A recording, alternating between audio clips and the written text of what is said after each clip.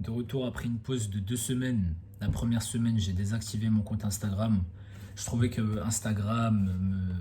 était en train de me distraire quand je m'entraînais, tu vois. Donc j'étais vraiment distrait, j'étais pas à fond, je respectais pas trop mon temps de repos.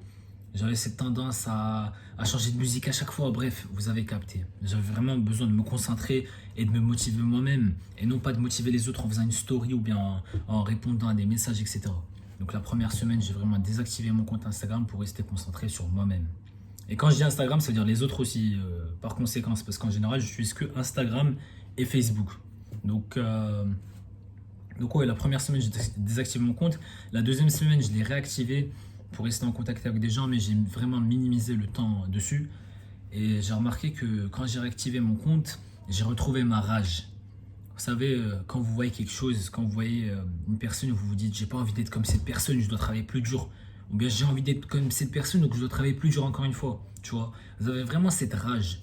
Quand vous êtes dans la matrice et que vous voyez ce que les gens font, vous avez cette rage. Vous vous dites que vous pouvez être meilleur que ça. Vous voyez, vous disiez que comment ça se fait que ce gars a ça et moi je l'ai pas. Tu vois, ou bien regardez l'état de cette société. J'ai pas envie d'être comme ces gens, j'ai envie d'être différent. Vous voyez, vous avez cette rage et c'est super important. Dans la vidéo où je vous parlais du fardeau du développement personnel, je vous disais que c'était bien d'avoir la rage au début, mais après, il fallait se mettre en introspection, tu vois. Mais à ce moment-là, j'étais vraiment dans le mood chill, tu vois. En gros, je me casse pas la tête avec les réseaux, je m'énerve pas, je suis en mode zen, je suis en mode concentré sur moi-même, etc. Mais là, je remarque que si j'ai pas cette rage, je vais pas me surpasser. Je veux vraiment, comment dire en anglais, devenir soft, tu vois, faire ma routine, m'entraîner tranquillement, lire mon petit livre, tu vois. Non, j'ai besoin de rage, tu vois. Je sais que je peux mieux faire. Au lieu de me lever le matin, regarder des vidéos YouTube, pourquoi pas me lever le matin et apprendre un nouveau skill ou bien regarder des cours ou je sais pas quoi, tu vois. En plus de la lecture, en plus de l'entraînement, etc.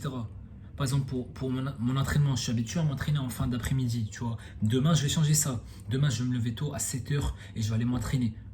Et je ferai un deuxième entraînement en fin d'après-midi. Parce que je sais que je suis capable. Un jour, je suis allé en Espagne pour faire 2 semaines de stage de foot. On faisait 4 entraînements par jour. Là, tu me dis aujourd'hui, fais 4 entraînements par jour. Je te dis, c'est pas possible.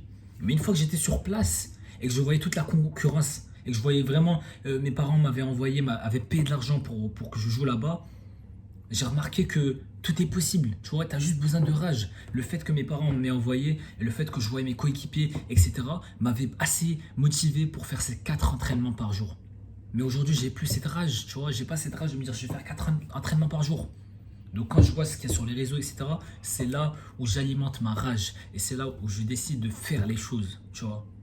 Donc encore une fois, les gars, c'est super important d'avoir la rage.